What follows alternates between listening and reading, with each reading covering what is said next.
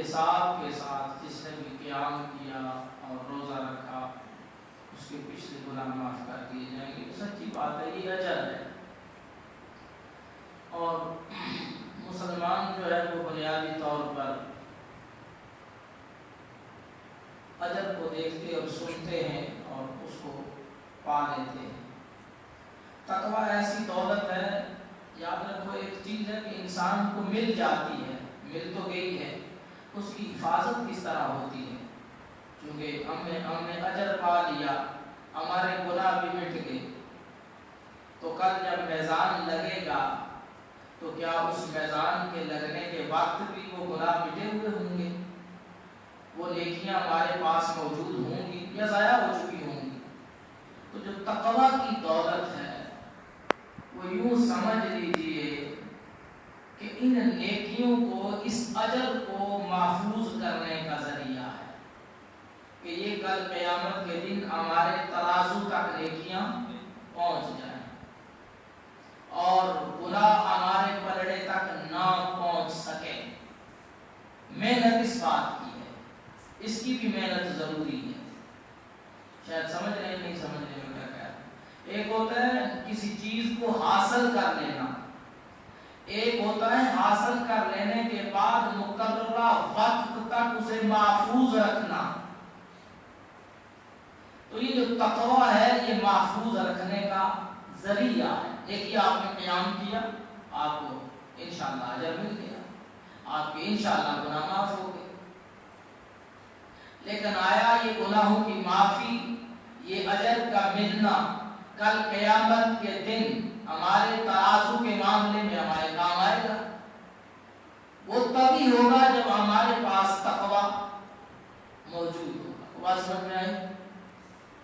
یعنی تقویٰ پر قرآن نے بہت زیادہ زور دیا ہے, اور صرف صیام کو ہی نہیں, ہر عبادت کو تقویٰ کے اصول کا ذریعہ قرار دیا گیا.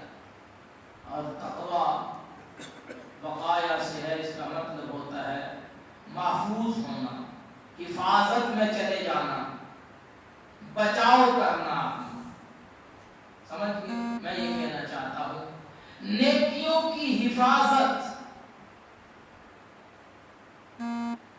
یہ ہمارے لیے, ہمارے جسم کی حفاظت کے لیے, کل قیامت کے دن اللہ کے عذاب سے حفاظت کے لیے تقویٰ ضروری ہے. تو گویا حفاظت کا مطلب یہ ہوا اپنی نیکیوں کو بھی محفوظ کرنا اور اپنے آپ کو گناہوں سے بھی کو بچانا. یہ ہے تقویٰ. تقویٰ کے 3 معنی کیے گئے ہیں. ایک یہ ہے کہ اللہ سبحانہ و تعالی کا خوف اور ہیبت, دوسرا معنی عبادت و اطاعت, تیسرا معنی اپنے قلب کو گناہوں سے محفوظ کرنا, اپنے آپ کو گناہوں سے بچانا. ابھی جو تقویٰ ہے یہ ہمارے اعمال کو کل قیامت کے دن ترازو تک لے جائے گا اور ہمیں گناہوں سے بچائے گا.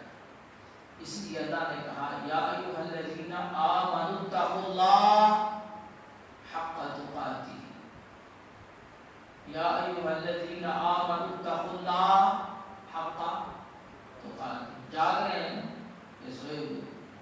تو کہنے کا مقصد یہ ہے کہ تقویٰ کا اصول ہونا, تقویٰ جس انسان کے پاس ہوتا ہے وہ تقویٰ کی کوہان, چوٹی جس کے پاس ہوتی ہے, وہ گناہ سے پہلے ہوشیار ہو جاتا ہے, کھٹکا اسے شروع ہو جاتا ہے اور گناہ کرنے سے ہی بچ جاتا ہے, وہ محفوظ ہو گیا گناہ سے. اسے تقویٰ حاصل ہوتا ہے, اللہ کا ڈر, اللہ کی ہیبت, اللہ کا خوف ہی ہمیں گناہوں سے محفوظ رکھے گا. اللہ کا خوف, اللہ کی ہیبت ہمیں اللہ کی عبادت کی طرف لے جائے گی. تو گویا یہ تینوں معنی جو کیے گئے ہیں دراصل یہ ایک ہی ہے. تقویٰ خوف اور ہیبت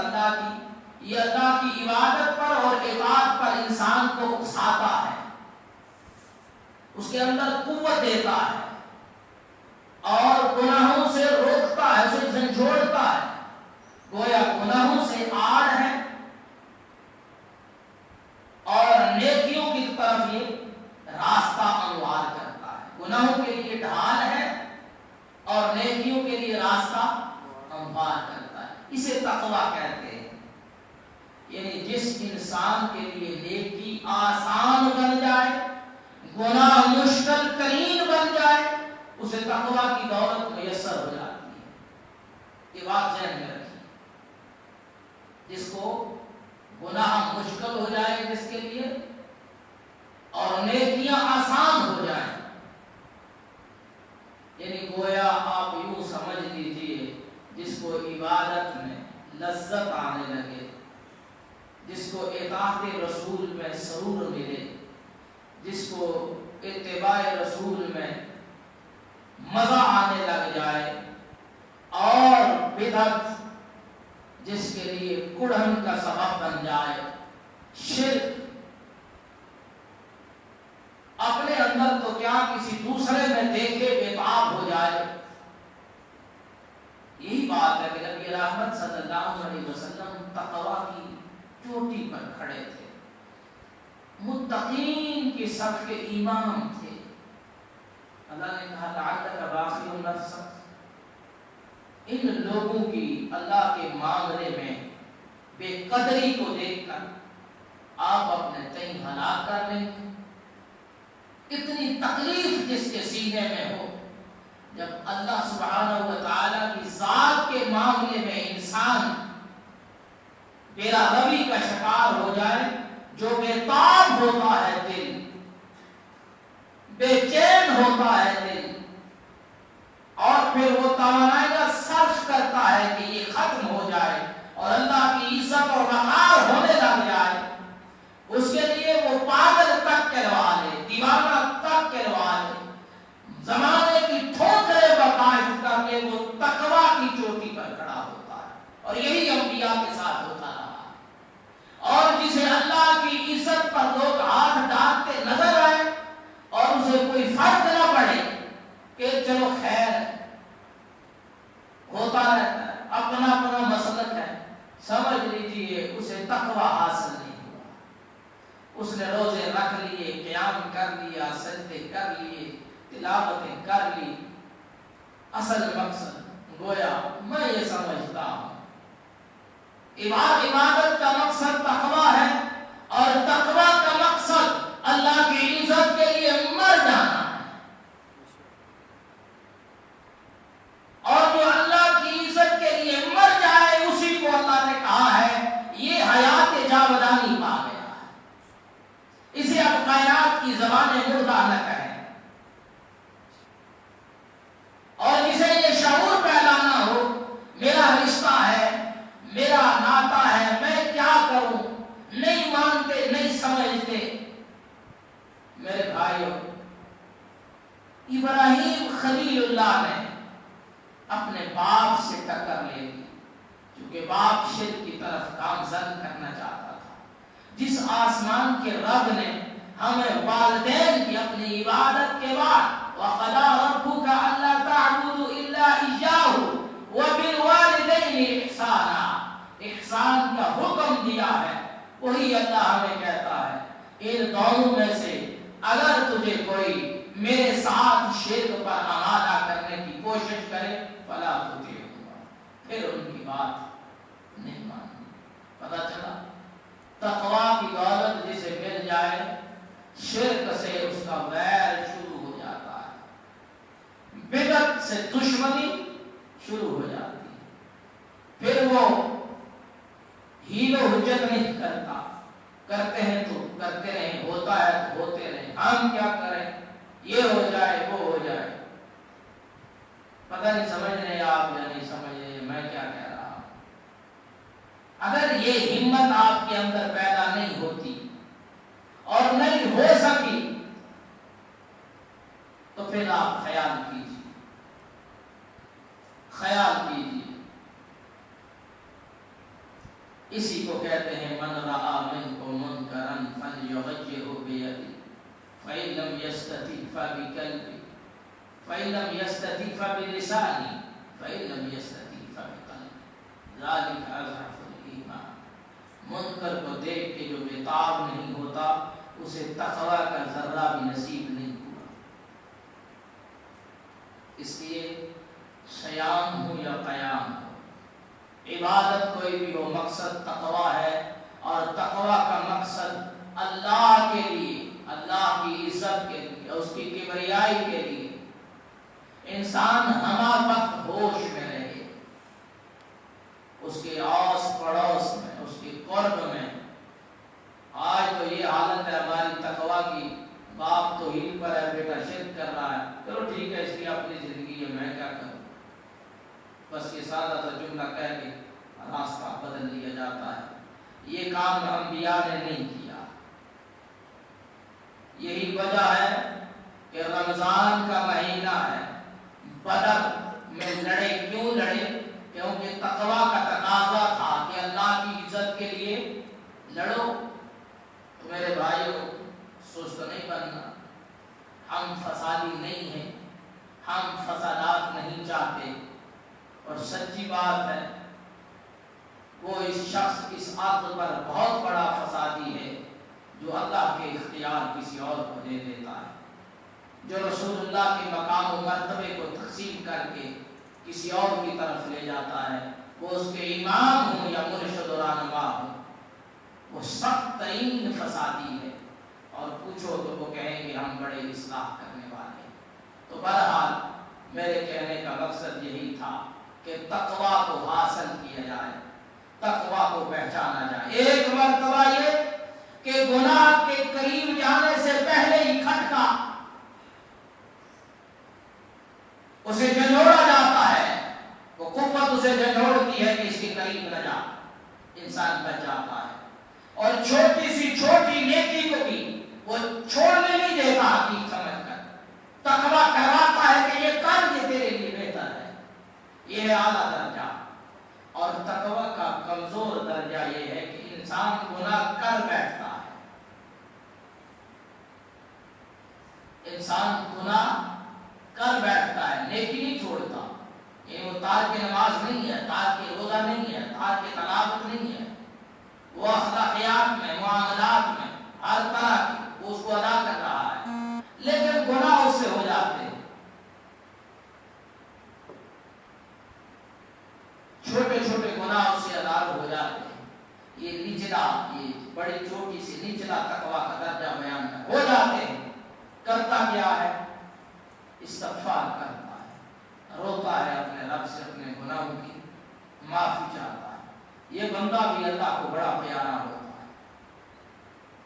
تو گویا تقوی اسے بڑے گناہ کرنے سے روکتا ہے، یہ جو تقوی کا درمیانی مرتبہ ہے یہ اسے روکتا ہے، بڑے گناہ نہیں ہوتے اس سے، چھوٹے چھوٹے گناہ اس سے ہو جاتے ہیں، لیکن جب ہو جاتے ہیں تو تقوی اسے مجبور کرتا ہے، اللہ کے ادب، اللہ کی ہیبت، اللہ کا خوف، اللہ کی عبادت اور اطاعت اسے مجبور کرتی ہے، اس کا قلب اسے جھنجھوڑتا ہے کہ مجھے اپنے اس گناہ کے بوجھ تلے نہ رکھ، پھر وہ اللہ سے معافی مانگتا ہے، اپنے قلب کی سیاہی کو صاف کر دیتا ہے۔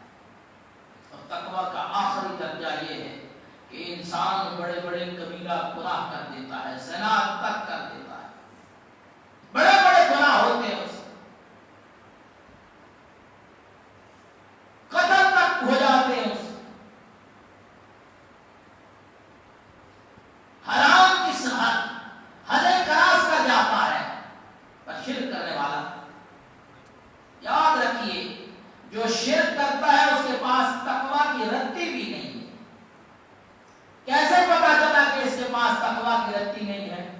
اس لیے کہ جو گناہ کو عبادت سمجھ بیٹھے، جو ظلم کو انصاف سمجھ بیٹھے، جو گمراہی کو ہدایت سمجھ بیٹھے، اس کے پاس تقوی ہوتا ہے، وہ تو اللہ سے کبھی نہیں مانگے گا کہ میرا یہ گناہ معاف کرنا۔ یاد رکھیے اس کے پاس تقوی ہے جو گناہ کے بعد اپنے رب سے اپنا تعلق نہ توڑنے دے، رب سے رشتہ قائم رہے، وہ خالق ہے مخلوق کا۔ آپ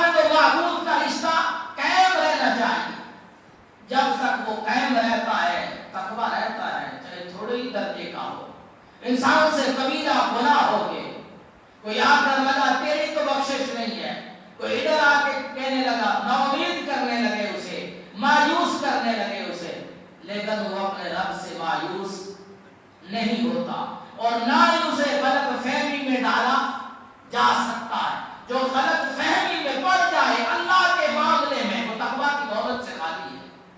جو اللہ کے معاملے میں غلط فہمی میں پڑ جائے، مثال کے طور پر یہ گناہ ہوا ہے، فلاں بابے کی چادر چڑھا، فلاں بابے کے عرش پہ چلا جا، فلاں پہ سلامیاں دے، وہ تجھے بچا دیں گے، وہ تجھے بخشوا دیں گے، واسطے وسیلے ہوتے ہیں۔ وہ غلط فہمی کا شکار نہیں ہوتا، اس کا تعلق اپنے رب کے ساتھ اسی نوعیت کا ہوتا ہے جس نوعیت کا قرآن چاہتا ہے، رسول اللہ چاہتے ہیں۔ گویا تقویٰ جو چاہتا ہے، جو تقویٰ مطالبہ کرتا ہے، تقویٰ کا پہلا مطالبہ یہی ہے کہ تم نے جھکنا ہے تو اس کی ہیبت و خوف کے سامنے، کسی اور کی وجہ سے، کوئی اور ذریعے تلاش کر کے نہیں، اس کی ہیبت اور خوف سے تو نے جھکنا ہے۔ تو وہ بڑے بڑے گناہ کرنے والا سرکش بھی جب اپنے رب کے دربار میں آتا ہے، اپنے رب سے معافی مانگتا ہے، روتا ہے، اپنے گناہ کے آتا ہے، اللہ میں ظالم ہوں، میں نے یہ بھی کیا، میں ظالم ہوں، میں نے یہ بھی کیا، میں ظالم ہوں، میں نے یہ بھی کیا، میں ظالم ہوں، میں نے یہ بھی کیا۔ اللہ اگر تو نے رحم نہ کیا، تو نے معاف نہ کیا تو میں جاؤں گا کہاں؟ کیونکہ تیرے در کے سوا کوئی در نہیں ہے۔ جو اس سطح پہ آتا ہے اسے بھی کچھ نہ کچھ تقویٰ کی دولت نصیب ہوتی ہے، لیکن جو اور در تلاش کرنے لگ جائے، تو نہیں معاف کرتا تو میں دیکھتا ہوں، میرے پاس میرا یہ پیر ہے، میرے پاس میرا یہ لجپال ہے، میرے پاس یہ میرا شافی شفاعت کرنے والا، اسے کوئی کام نہیں ہوتا، وہ تقویٰ کی دولت سے محروم خالی ہے۔ تو گویا میرے بھائی، تقویٰ کی آخری درجہ یہ ہے کہ انسان بڑے بڑے گناہ بھی کر دے اور گناہ کرنے کے بعد اسے یہ احساس ہو کہ میرا رب مجھے معاف کرنے والا ہے، لہذا وہ دوبارہ رب کی طرف جھک جائے۔ تقویٰ کا معنی کیا کہا تھا؟ اپنے آپ کو حفاظت میں لاتے آنا، وقایا کا معنی جہنم سے حفاظت، اللہ کے غضب سے حفاظت، اللہ کے عذاب سے۔ ان سے ان صوفیوں کا بھی رد ہے جو کہتے ہیں کہ اللہ کی عبادت جو ہے نا وہ نہ جہنم کے خوف سے کی جائے نہ جنت کے لالچ میں کی جائے، یہ صوفیاء کا رد ہے۔ عبادت کا مقصد یہی ہے، تقویٰ راستہ یہ بتاتا ہے کہ اللہ کے غضب سے بچ، اللہ کی رحمت میں آ۔ جہنم اللہ کے غضب کا نام ہے، جہنم اسے کہتے ہیں جہاں پر اللہ کا غضب غصہ ہوگا، اور جنت اللہ کی رحمت کا نام ہے۔